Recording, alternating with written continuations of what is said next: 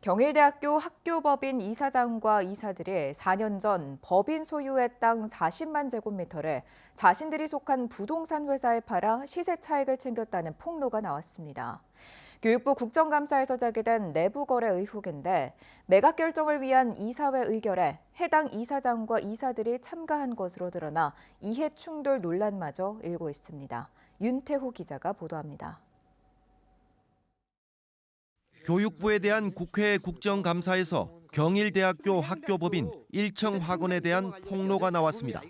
경일대를 이전한다면서 당진에 있던 경일대 땅 절대 농지입니다. 즉 농업진흥구역 해제하여 자신들이 세운 부동산 개발회사, 이사장과 이사가 세운 부동산 개발회사에 평당 16만 원 헐값에 넘긴 사건입니다. 즉 그 법인 땅을.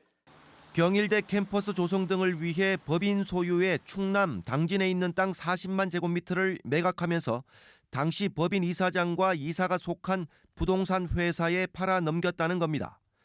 2021년 매각 때보다 현 시세가 10배 이상 높아 당시 이사장과 이사들이 헐값 매각으로 시세 차익을 챙긴 전형적인 내부 거래라고 주장합니다.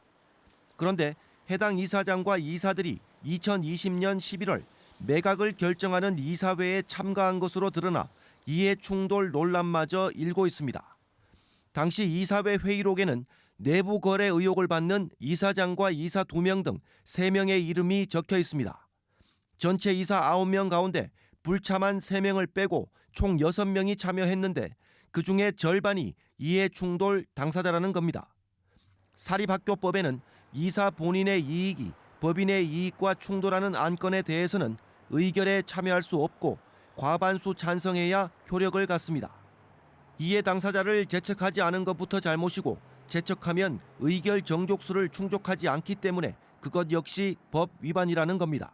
당원께서는 이사회의 불법 매각 절차 전반을 조사해 주시고 회의 결과를 무효화시켜야 됩니다. 이 부분은 어느 부동산 투기 사건에 지금 교육부라든가 우리 대학교가 연관돼 있으면 안 되잖아요. 의원님께서 말씀하신 것 사실관계 확인하고 이게 만약에 사립학교법 위반이 확인되면 엄중 조치하도록 하겠습니다.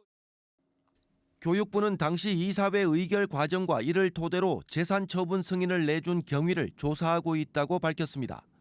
한편 학교법인 일청학원은 이사회 의결 당시 이사장이 땅을 매입한 회사의 주주였던 것은 맞지만 지분 10%만 보유한 일종의 소액 주주여서 이해 충돌 대상으로 볼 수 없다고 주장합니다. 이사 가운데 한 명도 의결 당시에는 매입 회사의 주식을 가지고 있지 않았고 9개월여 뒤에 주식을 취득했다며 이해 충돌과 의결 정족수 규정을 위반하지 않은 적법한 의결이었다고 반박했습니다. MBC 뉴스 윤태호입니다.